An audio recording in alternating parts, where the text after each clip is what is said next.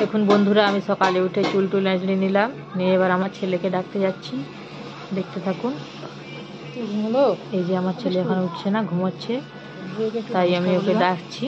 ও তাও উঠতেই চাইছে না, কখন উঠবে কে জানে। দেখতে থাকুন বন্ধুরা। এবার আমি ওকে তুলে একটু হাই বলে দাও। তোমরা তো দেখতে পেলে আমার ছেলে এখনো ঘুমাচ্ছে।